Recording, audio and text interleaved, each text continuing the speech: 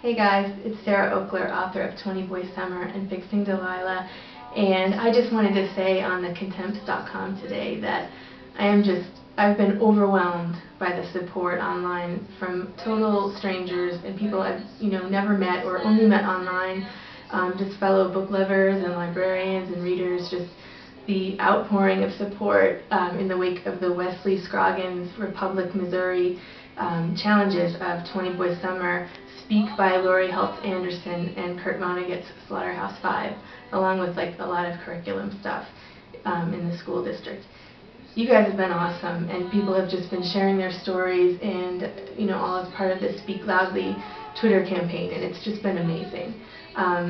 For the past couple days, I've been blogging about the book challenges, specifically about 20 Boy Summer and generally about censorship. But today on the Contempt, I wanted to just voice my opinion specifically on the banning of Speak. This book wasn't around when I was a teenager, and the first time I read it wasn't even until 2003, and it's the reason that I write for young adults today. Along with Sarah Destin, Laurie Halse Anderson was one of the first YA authors that I read, and when I read this book, I knew that I wanted to write for teenagers because I thought it was such a brave and honest book. And I really wish it was around when I was a teenager, because I'm going to show you what it feels like when you don't have a voice to speak about sexual harassment, rape, assault. It feels like this. I don't know if you can see that clearly. I'll put a picture in too, but it's a picture that I drew in a women's studies class I was taking in college, my freshman year. I was just barely 18 years old. There's a little girl here, and she's clinging onto the word hope, which is kind of fading, and there's just hands grabbing her, and she's naked and crying. And this is kind of how it feels when you lose your voice, when you feel like you don't have a voice to speak out against harassment and violence. And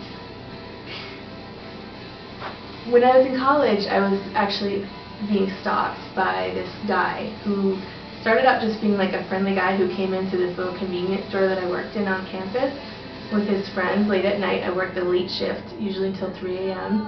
And he was always just funny and flirty, and then he got more and more obnoxious. And then he got creepy, downright creepy.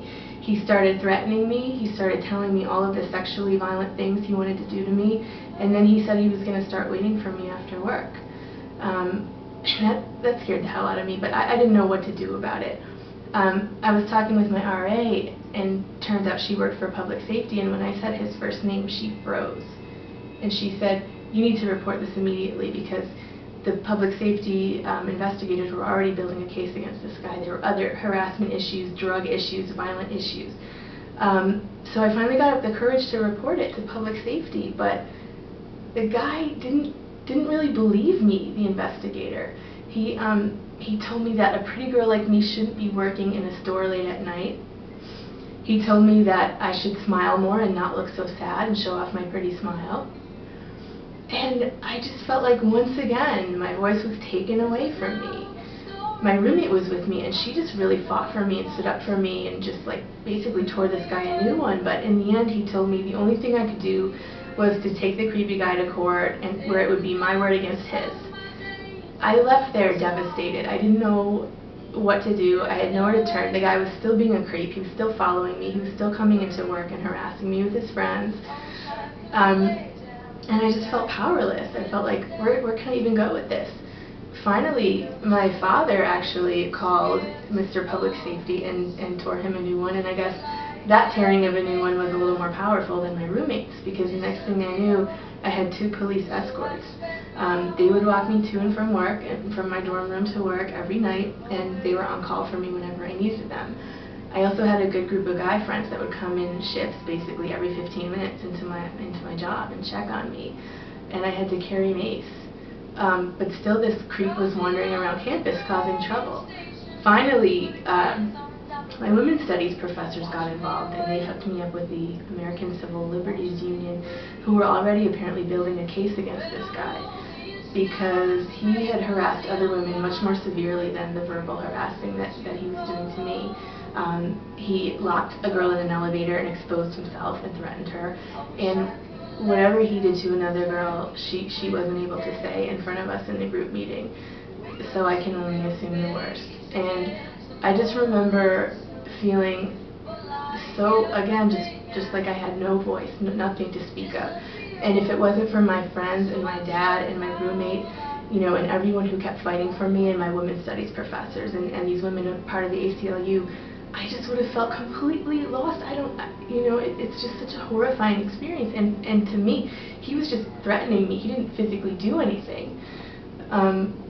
Ultimately, he got kicked off campus because he showed up one day and with a gun and shot a window during break when no one was there, thank God. But that's what ended up getting him kicked off campus. Not that he was harassing me, not that he was sexually assaulting other women on campus, but that he, you know, he finally brought in a gun, which I guess was like, you know, that was a legitimate thing that they could persecute him for. And he left school. I don't know what happened to him after that. I just know that I was so fortunate that nothing worse had happened, and that I did have people to speak for me when I couldn't, when I felt lost. And I just think about teenagers today who don't have that voice. Teenagers, like in the book, who are afraid to speak out about what happened to them, who don't have friends and family and public safety officers sticking up for them. And when I think about that, and I think about this book and how this book might be that voice for them, and someone like Wesley Scroggins wants to take it out of libraries because he thinks it's pornography, oh God. I want to stick my dad on him too. Maybe that'll work. Anyway, I encourage all parents and teachers and students and everybody to read this book and to get involved fighting censorship. Just like no one has the right to force himself on you physically, no one has the right to force his opinions on you. Make your own opinions and fight for what you believe in. And don't let some guy who thinks that a rape scene is pornography tell you that this book is inappropriate for teenagers. That's what I had to say about that. So thanks for listening, and thanks again everybody for just the huge amount of support that's come out of this. I hope we keep fighting, and I just thank you all. I love everybody. Good night.